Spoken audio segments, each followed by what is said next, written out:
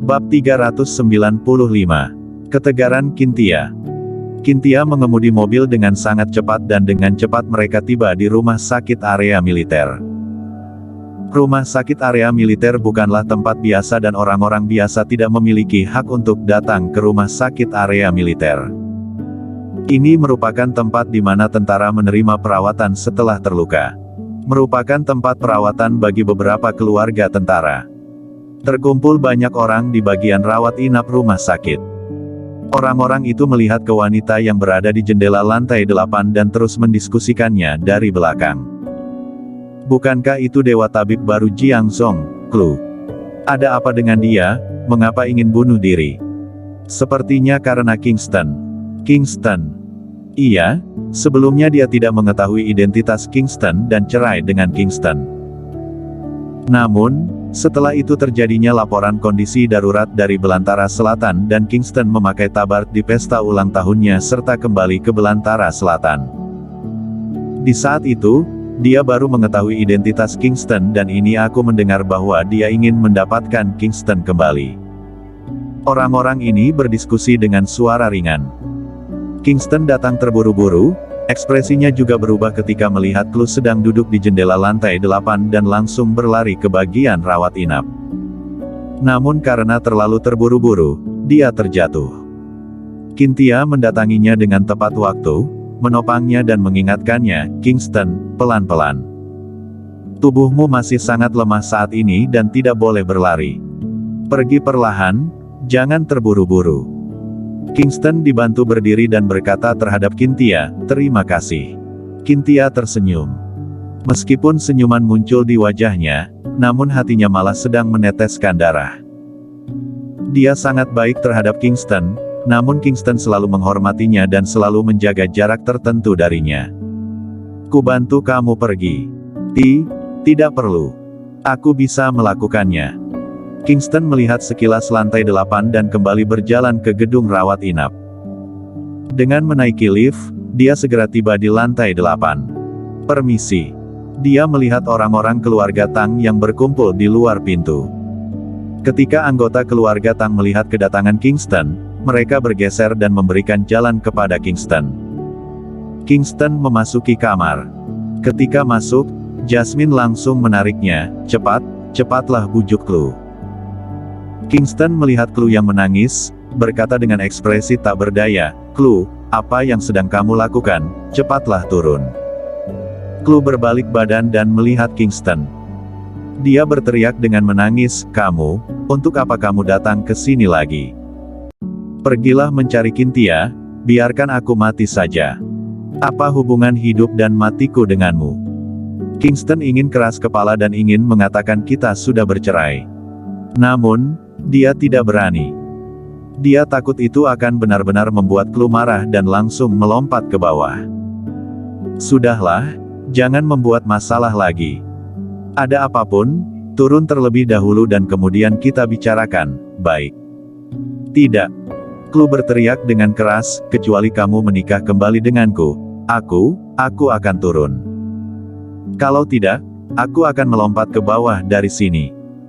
Melihat ekspresi agitasi Klu, Kingston bertanya, "Untuk apa menikah kembali? Aku bukanlah apa-apa sekarang. Bukan naga hitam, bukan 5 komandan tertinggi. Aku hanyalah penduduk miskin dan aku berpenyakitan sekarang, bahkan masih bisa hidup untuk berapa lama juga tidak tahu. Untuk apa menikah kembali? Apakah kamu benar-benar mencintaiku? Jika kamu mencintaiku, kamu tidak akan mendengar perkataan keluarga Tang dan bercerai denganku. Jika kamu mencintaiku, kamu tidak akan menerima uang 20 triliun pada waktu itu. Yang kamu cintai adalah identitas naga hitam. Yang kamu cintai adalah uang." Kingston berbicara kata demi kata. "Aku yang seperti sekarang ini, meskipun aku setuju menikah kembali, apakah anggota keluarga Tang akan setuju?" Dia berbalik melihat anggota keluarga Tang.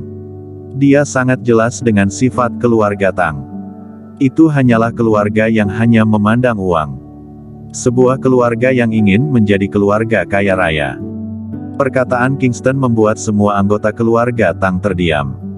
Mereka tidak memiliki perkataan untuk membantah. Dulunya, Kingston diam-diam banyak membantu mereka. Namun, mereka selalu merendahkan Kingston dan selalu salah paham terhadapnya. Perkataan Kingston juga mendiamkan Chloe.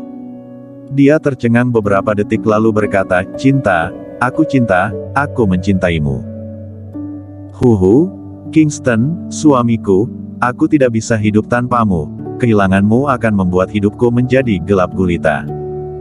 Kembalilah, aku benar-benar telah mengetahui kesalahanku. Aku akan mencintaimu dengan tulus, aku akan menjagamu dengan baik. Keluarga Tang pasti akan setuju. Ibu, kakek, benarkan. Benar, benar. Jasmine terus mengangguk. Saat ini, selama Chloe bisa hidup, apapun tidak penting lagi. Rylan juga berjalan keluar dan berkata, Kingston, kembalilah. Dulu keluarga Tang bersalah kepadamu. Kamu tidak berjabatan lagi sekarang, keluarga Tang akan menanggungmu. Lukamu, keluarga Tang akan memberikan perawatan kepadamu. Selama kamu bisa kembali, kami akan memperlakukanmu bagaikan keluarga. Clara juga berjalan keluar dan berkata, kakak ipar, sebenarnya, Kak Chloe benar-benar menyukaimu. Saat ini, Cynthia melewati semua orang dan berjalan masuk. Dia berdiri di depan Kingston. Cynthia, dasar brengsek. Kamu sudah merebut suamiku dan masih berani datang. Melihat Cynthia, Chloe langsung memarahinya. Cynthia mengabaikan Chloe, tatapannya berhenti pada Kingston. Aku tahu bahwa di dalam hatimu selalu ada kedudukan Chloe. Tidak peduli pilihan apapun yang kamu buat, aku tidak akan menyalahkanmu. Cynthia tersenyum dan berbicara. Sebenarnya, beberapa saat yang lalu aku merawatmu karena melihat kamu sedih. Yang aku sukai adalah naga hitam si pahlawan besar.